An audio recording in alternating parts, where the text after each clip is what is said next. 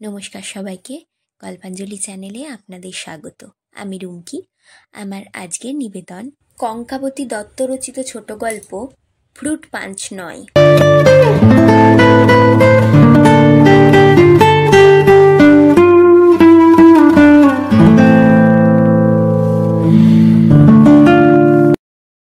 দরজাটা ভেজানোই ছিল। আলতো করে হাতের পাতা দিয়ে একটু ছুঁতে না ছুঁতেই খুলে গেল। দরজার কাছে দাঁড়িয়ে দিয়া দেখতে পেল খাকি রঙের কাঁধে ঝোলানো ব্যাগটা গোছানো। বিবেক স্নান করে তৈরি হয়ে আছে চলে যাবার জন্য। একটা এলানো চেয়ারে বসে নীরবে সিগারেটে টান দিচ্ছে, মুখে প্রগাঢ় বেদনা। তার মনে পড়ে গেল যখন থেকে তাদের দেখা হয়েছে, অর্থাৎ আগের দিন বিকেল থেকে শুধু সিগারেট, জল আর লেবু চিনির শরবত ছাড়া আর কিছু খেতে দেখেনি বিবেককে। আগের দিন সন্ধ্যায় ঈষৎ বিরক্তি, কৌতুক, ধৈর্য, উপভোগ, সস্নেহ, পিঠে চাপড়ানো ভাব, অহংকার ইত্যাদি মিশ্রিত অনুভূতি নিয়ে প্রায় যেন কষ্ট করে যাকে সহ্য করছিল, হঠাৎ একটা উষ্ণতার ঢেউ বুকের মধ্যে অনুভব করল তার জন্য। সে চুপ করে দাঁড়িয়েই রইল। মেঘলা দিন। ঘরের অন্য প্রান্তে বিশাল জানালা দিয়ে একটা ঘন সবুজ আকৃতি ঝাপসাভাবে দেখা যাচ্ছে। হাওয়ার এদিক ওদিক মাথা হেলাচ্ছে গাছগুলো। সেখান থেকে সে দৃষ্টি সরিয়ে নিল। গাঢ় ছাই রঙা কার্পেট পাতা লম্বাটে ধরনের ঘর, একপাশে খাট ও বেডসাইড টেবিল। এখনো বিছানা তোলা হয়নি। সাদা চাদরটা কুঁচকানো, বালিশ ডেবে আছে। একজনের শরীরের তাপ মাখা ডোরাকাটা লম্বা কম্বলটা এলোমেলোভাবে ছুঁড়ে সরিয়ে দেওয়া হয়েছে একপাশে। 3 আয়নার ঝকঝকে ড্রেসিং টেবিল, তার সাদা টুলের ওপর একটা স্যাঁতস্যাঁতে তোয়ালে পড়ে আছে। রুম সার্ভিসকে ডাকা হয়নি, যদিও হোটেলের কামরা। এখানে তাৎক্ষণিকতার উপাদান নেই। ওই খাটে কেউ শুয়েছিল, সে যেন প্রতিদিনই ওখানে শোয়। এক সিলিং দেখে রোজই ওঠে আড়মোড়া ভেঙে। ওই হলো তোয়ালে, যা দিয়ে সে স্নান করে রোজই কাজে বেরোনোর আগে। ওই এক জায়গায় দাঁড়িয়ে থেকে দিয়া বিবেকের দিকে তাকিয়ে বলল, আমি তো তোমার সঙ্গে অনেক অভদ্রতা করেছি, কিন্তু তুমি তো কিছু মনে করনি। আরও একটা অভদ্রতা করব, যা কেউ করে না। কি দিয়তিমা? একটা ইমপ্রপার প্রশ্ন। বলো। এই যে তুমি একদিনের জন্য কলকাতা এলে, তোমার কত টাকা খরচ হলো? বিবেক একটু হাসল, প্রায় ভুতুড়ে বিষাদ ছিল সেই হাসিতে। তোমার কেন আমাকে ভালো লাগে না দিয়তিমা? সকাল 8:45। শহর এখন আস্তে আস্তে জেগে উঠতে শুরু করেছে। গাড়ির হর্ন, ব্রেকের শব্দ, মানুষের কোলাহল আবঝাভাবে ভেসে ভেসে আসছে কাচের ওপর থেকে। অন্যান্য দিন এই সময়ে দিয়তিমা কাজে বেরোবার জন্য তৈরি হয় ওই সব মানুষদের মধ্যে মিশে যাওয়ার জন্য। মাত্র 3.5 মাস আগে আরও একজনের সঙ্গে পার্টনারশিপে ব্যবসা শুরু করেছে সে। আর তারও কয়েক মাস আগে চলে এসেছে স্বামীর ভালোবাসা, সাহায্য, স্থিতি জড়ানো আশ্রয় থেকে। দিয়া চোখ নামিয়ে দাঁড়িয়ে রইল। তারপর খানিকটা অভ্যাসবশত, খানিকটা কিংকর্তব্য বিমূঢ়তার দরুন, আর খানিকটা প্রশ্নের উত্তর এড়িয়ে যেতে এগিয়ে এসে তোয়ালেটা তুলে ভাঁজ করে ঝুলিয়ে দিল বাথরুমের রডে। বিছানায় চাদর টেনে দিতে লাগলো। তার বাসন্তী রঙের শাড়ি পরা সুন্দর শরীরের ভঙ্গি, আঁকবাঁকগুলোর বিচ্ছুরণেই যেন ঘরের গৃহসজ্জা সম্পূর্ণ হলো। খাট, চেয়ার, ঘরের বিভিন্ন আসবাবগুলো যেন এতক্ষণ ছিল শূন্যতায় ভাসমান। খাপ ছাড়া কতকগুলো আকৃতি এবার সেগুলো সকালবেলার নিজস্ব মেজাজের সুতো দিয়ে গাঁথা হয়ে গেল। কেন দিয়া? কেন কি? কেন আমাকে ভালো লাগলো না? দিয়তিমা মনে মনে বিরক্তির সঙ্গে ভাবল, উফ, কি যে মুশকিল। এক ধরনের তেতো নার্ভাস ভালো লাগা নিয়ে সে বলল, ওরকমভাবে বলো না। আমার ভালো না লাগলে আমি কি আসতাম এখানে? জল বা কুয়াশার মতো একটা পর্দা ছড়িয়ে পড়ল ঘরে। আত্মবিশ্বাসপূর্ণ উদ্ধত ভঙ্গিতে বিবেক সেন্টার টেবিলের ওপর পা দুটো সোজা মেলে দিল। নিজের 27 বছরের জীবনটা নিয়ে কেমন অনিশ্চিত, কিংকর্তব্য বিমূঢ় লাগছিল তার। তার এই যৌবন, এই এত সুন্দর পুরুষালী চেহারা, আর্থিক সচ্ছলতা, খ্যাতি, এসব দিয়ে দিয়াকে জয় করবে এমন ভাবার মতো স্থূল সে নয়। তবু তার একটাই কথা মনে হচ্ছে, সে তো ছলনা করেনি, নিজেকে জাহির করেনি। বুদ্ধি চিকচিকে কথা, বিদ্রূপ, এসব অস্ত্রও তো তার কাছে ছিল। আর দিয়তিমা তার দিকে তাকিয়ে ভাবছিল, এই হলো পুরুষের ফাঁপা অহংকার। নিজের কাছে পুরুষ হয়ে ওঠার চেষ্টা। অসহায় বলে কেউ যদি না থাকে, তাহলে তার উদার সাহায্যের হাত সে বাড়াবে কার দিকে? যেহেতু এই মুহূর্তে আপাতভাবে আমি নিঃস্ব, কোনোভাবে প্রতিদ্বন্দ্বী নই, এখনই আমাকে বিয়ে করার জন্য পাগল হয়ে উঠেছ তুমি। আমার পায়ের কাছে নিজেকে ফেলতে অহংবোধে লাগছে না, বরং আরোই অলঙ্কৃত হচ্ছে তোমার পৌরুষ। জানালার কাছে এসে দাঁড়ানো দিয়া। ছাই রং আকাশের নিচে হোটেলের সুইমিং পুলের নীল গোলার্ধটা দেখা যাচ্ছে। ওই একই পুলের ধারে কয়েকবার দিয়া তার স্বামীর সঙ্গে বসে সন্ধ্যা কাটিয়েছে। সিল্কের শাড়ি পরে পা ভাঁজ করে বসে আইসক্রিম আর ফ্রুট পাঞ্চ খেয়েছে। অন্য কারুর সঙ্গে কোথাও যাবার দরকারও ছিল না, প্রশ্নও ছিল না। যে জীবন সে ফেলে এসেছে যথেষ্ট আয়েস ছিল, সচ্ছলতা ছিল তাতে। তবু কেন বিচ্ছেদের প্রাথমিক বেদনা কাটিয়ে ওঠার পর একটা নির্ভর হালকা ভাব তাকে পেয়ে বসেছে, যেন সে একটা ভারী শেকড়ের সঙ্গে বাঁধা ছিল। শুধু শারীরিকভাবে নয়, এমনকি মনে মনেও নড়তে পারত না। ডাক্তারের নাড়ি কাটার মতো কেউ কুচ করে কাঁচি দিয়ে সে ভার থেকে তাকে বিচ্ছিন্ন করেছে বলে বিবেক একটু থামল। চেয়ারটা একটু টেনে সামনের দিকে ঝুঁকে বলল, দিয়া, আমি বারবার কলকাতায় আসব তোমার জন্য, আমি বাংলা শিখব। বলতে বলতে একবার থামল। বলল, তুমি আমার সঙ্গে দেখা করবে তো?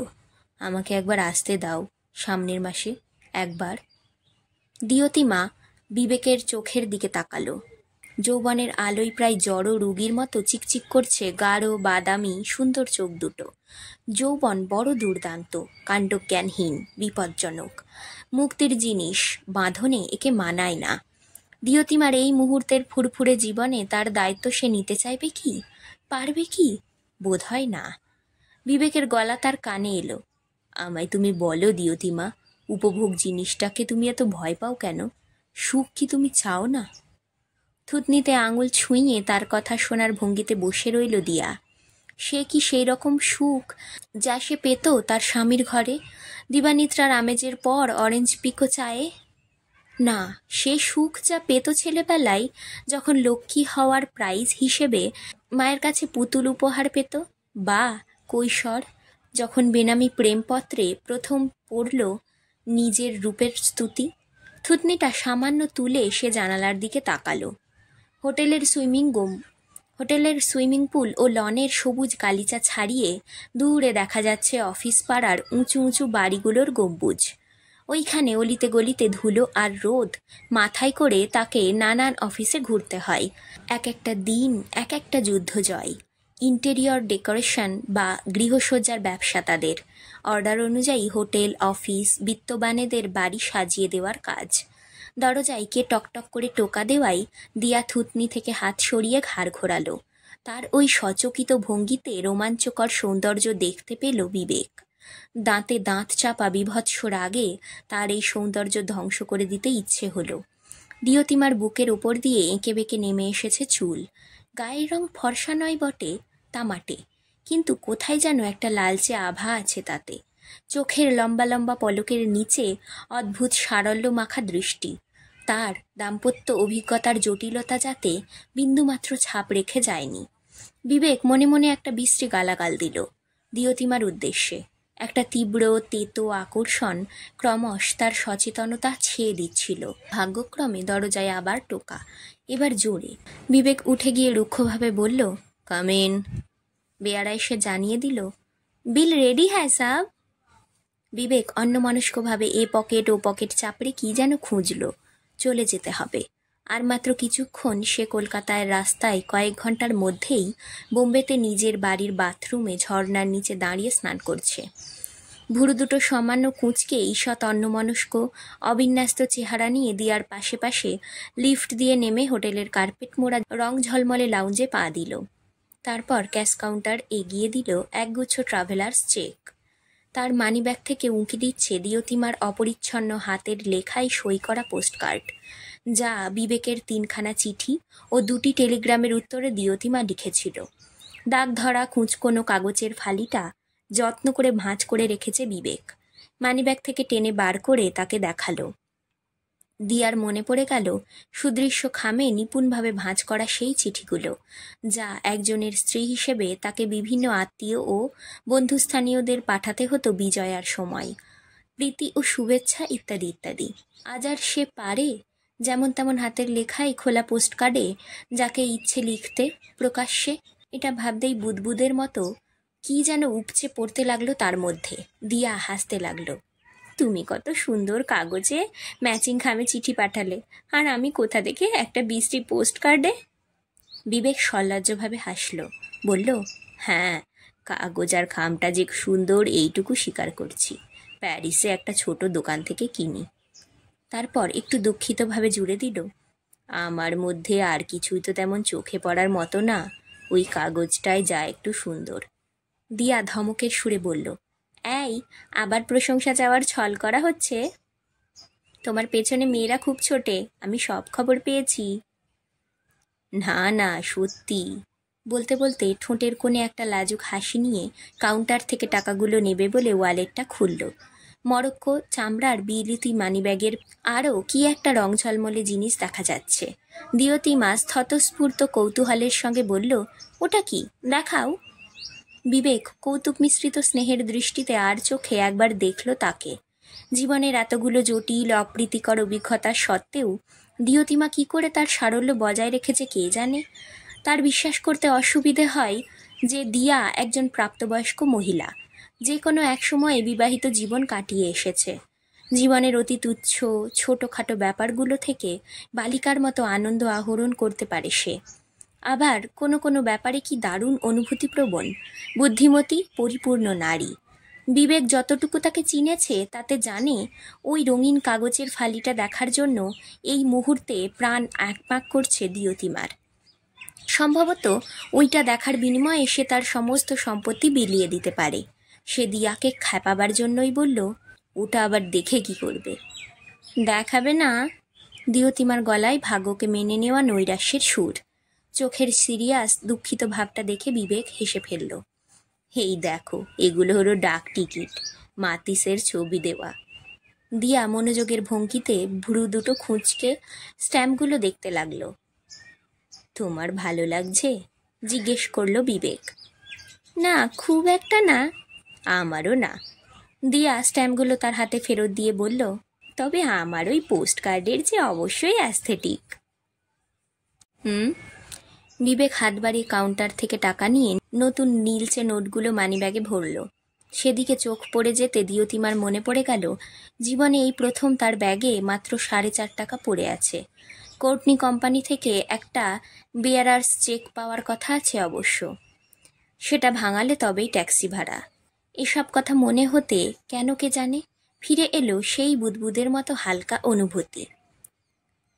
আসলে সেই সব মানুষদের একজন যারা নিঃস্ব থাকাটা উপভোগ করে, লক্ষ টাকা থাকলেও ফুটো পকেটে ঘুরতে ভালোবাসে।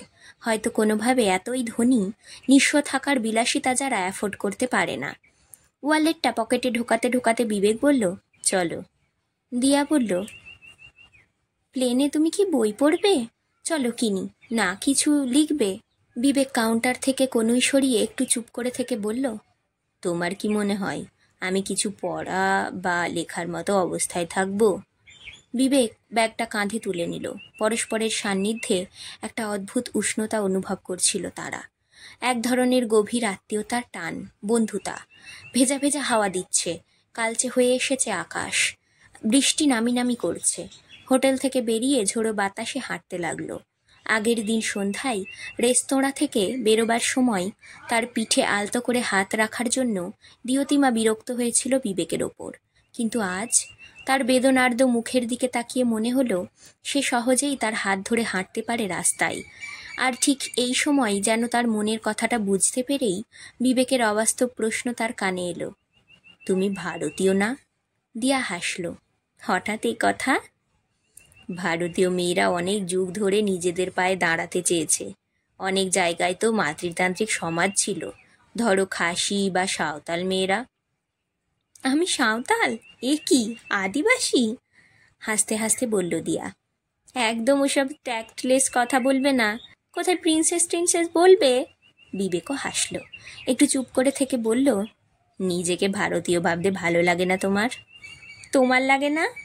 বিবেক চোখ কুঁচকালো, একটা নিঃশ্বাস ফেলে বলল, হ্যাঁ লাগে। যখন আমি ভারতবর্ষ ঘুরে বেড়াই, যখন আমি দেখি জমি মাটি নিছক জমি মাইলের পর মাইল ফাঁকা পড়ে আছে, কমলা রঙের রোদে ছোট ছোট চায়ের দোকানগুলো দরমা কি কাঠের কিংবা টালির চাল দেওয়া। বলতে বলতে হাত তুলে একটা ট্যাক্সি থামালো। ট্যাক্সির দুই জানালায় পরস্পরের থেকে একটু ব্যবধানে বসলো তারা। দিয়তিমা অস্ফুটে স্বগতোক্তির মতো বলল, ভাবা যায় না, আর 1 ঘন্টার মধ্যেই তুমি অত অত মাইল দূরে পৌঁছে যাবে। বিবেক বলল, কি বললে? দিয়া উত্তর দিল না। কি? দিয়া বলো, কি বললে? ভাবা যায় না কি? বলতে বলতে থেমে গেল বিবেক। বুকের মধ্যে ধকধক করা উত্তেজনা নিয়ে সে লক্ষ্য করল দিয়ার কালো চোখে এক ধরনের হালকা বিষাদ খেলা করছে। সিটের মাথায় কনুই রেখে সে দিয়ার মুখের দিকে মুখ দিয়ে বসল। দিয়া, তুমি কি সত্যি ভেবেছিলে তোমার সঙ্গে দেখা হওয়া পর্যন্ত এই 27 বছরে একটি মেয়েকেও আমি চিনব না? দিয়তিমা তার কাজল পরা চোখ দুটো নামিয়ে বলল, না সেজন্য না। তবে? দিয়া উত্তর দিল না। আসলে সে তার স্বাধীনতা চাই, পাগলের মতো। তার মাতামহী প্রমাতামহী কিভাবে বেঁচেছিলেন এই দেশে, তার বিবাহ বিচ্ছেদ সত্ত্বেও সে কিভাবে বাঁচছে, বেঁচে থাকতে পারছে সসম্মানে, উন্মাদ বিলাসে, উপভোগে, রোমাঞ্চে, মুক্তিতে। এ কি এক ধরনের প্রতিশোধ হবে হয়তো। 12:30টায় তার অ্যাপয়েন্টমেন্ট আছে এক ক্লায়েন্টের সঙ্গে। একটা বড় কাজ হাতে আসবে কি আসবে না আজ জানতে পারবে। এ কাজ পেয়ে গেলে 1 লাফে দাঁড়িয়ে যাবে তাদের কোম্পানি, এবং কাজটা পেয়ে যাওয়ারই সম্ভাবনাই বেশি। অথচ সে যখন ব্যবসা শুরু করার কথা বলেছিল, সকলেই সস্নেহে সকৌতুকে হেসেছিল। দিয়া করবে ব্যবসা? যে মেয়ে খেতে ঘুমোতে ভুলে যায়। বড় রাস্তা থেকে বেরিয়ে ট্যাক্সিটা একটা বাঁক নিল। মেট্রো রেলের স্টেশনের দিকে আঙুল দেখিয়ে বিবেক বলল, মেট্রো রেল চড়েছ? হ্যাঁ চড়েছি, রীতিমতো ভিড় ঠেলে অফিস টাইমে। বিবেক নিঃশব্দে তার দিকে কয়েক পলক তাকিয়ে রইল। কথাটা বলার সময় দিয়ার গলায় একটা ঔদ্ধত্যের সুর ছিল, যা এর আগে কখনো লক্ষ্য করেনি তার মধ্যে। মৃদুভাষী কমনীয় মেয়েটির সত্তাই এক মুহূর্তে যেন কি বদলে গেল। দিয়ার কাটা কাটা নিখুঁত মুখ আর সুন্দর শরীরের থেকে সে চোখ সরালো না। ঘেমো অফিস যাত্রীদের ভিড়ে দিয়তিমা ঠেলাঠেলি করে বসার আসনের জন্য লড়াই করছে। এলোমেলো হয়ে গেছে আঁচল। এই দৃশ্য কল্পনা করতে খুবই অসুবিধে হলো। কি ভাবছ? বলল দিয়া। সে অপ্রস্তুত হয়ে পকেট থেকে সিগারেটের প্যাকেট বের করল। না কিছু না। দিয়া আর কিছু জিজ্ঞেস করল না। বেশ জোরে চলছিল ট্যাক্সিটা। আকাশে মেঘ ঘন হয়ে এসেছে, ধুলো উড়ছে। হাওয়ায় একটা পাতা ঘুরতে ঘুরতে উইন্ডস্ক্রিনের ওপর এসে পড়ল। দুপাশের গাছ, রাস্তা, ফুটপাত, দোকান হু হু করে পিছিয়ে যেতে লাগলো অতীত স্মৃতির মতো। তোমার ভয় করে না? কি? মেট্রো রেল চড়তে? না তো। বিবেক সিগারেটটা ঠোঁট থেকে সরিয়ে হাসল, বলল, তোমার আমার চেনা একজন মিনিস্টার, নাম বলবো না, দিল্লিতে কি বলেছেন জানো তো? উনি নাকি চড়লেই মরে যাবেন। তাই একদিন অবশ্যই মেট্রো চেপে টালিগঞ্জ পর্যন্ত যাবেন, যাতে ওর মৃত্যুতে খবরের কাগজগুলো কিছুদিন এমন হইচই করে যে মেট্রো রেল বন্ধই হয়ে যায়। ওটা বন্ধ করার ওই একটাই উপায়। এটা শুনে দিয়তিমা উপভোগের সঙ্গে ভেতর থেকে হেসে উঠল। ট্যাক্সিটা পার্ক স্ট্রিটে এসে পড়েছে। দিয়তিমা একটা লম্বা আঙুল তুলে বলল, ওইখানেই আমায় নামিয়ে দাও। ওই যে ওই সাদা বিল্ডিংটা, ওইখানে আমার কাজ আছে। বিবেক বিবর্ণ মুখে তাকালো। দিয়া, একটুক্ষণ, আর একটুক্ষণ তুমি আমার সঙ্গে থাকো। বলতে বলতে সে উপলব্ধি করল যে এই সামান্য কয়েকটা মুহূর্তের মধ্যেই সে ভীষণভাবে অভ্যস্ত হয়ে গেছে দিয়ার পাশে থাকাই। এই বিন্দু থেকে একা যেতে হবে ভেবে বেশ জোরে ধাক্কা লাগলো। যে এতক্ষণ খেয়ালই করেনি আলাদা হয়ে যেতে হবে। অনেকক্ষণ আর কোনো কথাই বলতে পারল না সে। ট্যাক্সিটা লাল আলোয় থেমেছে। ঝোড়ো হাওয়া বার্তা আনছে বৃষ্টির। বিবেক সিটের মাথায় কনুই রেখে দিয়তিমার দিকে ঘুরে বসে বলল, প্লিজ দিয়া, শোনো, আমরা একসঙ্গে লাঞ্চ খাই, তারপর তুমি যেখানে যেতে চাও আমি তোমায় পৌঁছে দেব এয়ারপোর্ট যাওয়ার আগে। দিয়তিমা বেশ অনুতাপের সঙ্গেই একটা দৃষ্টি ছুঁড়ে দিল সাদা মাল্টি স্টোরিড বাড়িটার দিকে, যেখানে সাদা দেয়ালের লম্বাটে অফিস ঘরে একটা ছোটোখাটো মিটিং তার জন্য অপেক্ষমান। বিবেকের সঙ্গে কোনো নিরিবিলি শীতল রেস্তোরাঁয় গিয়ে বসতে ইচ্ছে করছিল তার। তাছাড়া প্রায় 2 দিন একটা কিছু মুখে তোলেনি বিবেক। এখন প্লেনে ওঠার আগে একটু যদি সে খায়, দিয়া হালকা মনে বিদায় নিতে পারে। কিন্তু নিজের কাজের ব্যাপারে কর্তব্য মিশ্রিত এক ধরনের আগ্রহ রয়েই গেল। অবশেষে আরও খানিকটা এগিয়ে ফ্লুরির সামনে সে নেমে গেল ট্যাক্সি থেকে। হাঁটতে লাগলো, পেছনে তাকালো না। বেশ খানিকটা এগিয়ে গেছে, এমন সময় পিঠে কার হাত এসে পড়াই চমকে তাকালো ঘাড় ঘুরিয়ে। দূরে ট্যাক্সিটা দাঁড় করিয়ে বিবেক ছুটতে ছুটতে তার পেছনে এসে দাঁড়িয়েছে। একটু হাঁপাচ্ছে, ছেলে মানুষের মতো ছলছল করছে উদ্ভ্রান্ত চোখ দুটো। আবেগের বর্ষবর্তী হয়ে এমন হঠাৎ ছুটে এসেছে, দিয়া বা বিবেক দুজনের কেউই ঠিক বুঝে উঠতে পারল না কি বলবে বা কি করবে। এমন সময় হঠাৎ কড়কড় করে বাজ পড়ার শব্দ হলো আকাশ জুড়ে। চোখ দুটো সামনে কুঁচকে আকাশের দিকে তাকালো দিয়া। আকাশ কালো করে এমন মেঘ জড়ো হয়েছে আর ভেজা ভেজা হাওয়া দিচ্ছে যে বৃষ্টি না পড়লেও মনে হচ্ছে একটা জম্পেশ ব্যাপার নামবে। তার ওপর কলকাতার ধুলো। এসবের মধ্যে হাঁটু জল ভেঙে হলেও ক্লায়েন্টের সঙ্গে দেখা করতে যেতে হবে তাকে। বিবেকের প্রশ্নটা হঠাৎ কানে বাজল তার। দিয়া, তুমি কি সুখ চাও না? মাথাটা পেছন দিকে সামান্য ছুঁড়ে দিয়ে উড়ে যাওয়া চুলগুলো সামলাতে থাকলো। কাজে অভিজ্ঞতায় অনেক ছেড়ে যাওয়ার এই বৃষ্টিমাখা ধোঁয়া আর ধুলোর দুপুরের জীবনের ভ্রূণ লুকিয়ে আছে। বেদনায়, যন্ত্রণায়, কর্মব্যস্ততায়, বৈচিত্র্যে বেঁচে থাকার অবিশ্বাস্য আনন্দে। না বিবেক, সুখ নয়, রোমাঞ্চ, রস, রক্তের মতো যা চুঁইয়ে চুঁইয়ে পড়ে, সিনথেটিক ফ্রুট প্রাঞ্চের মতো নয়।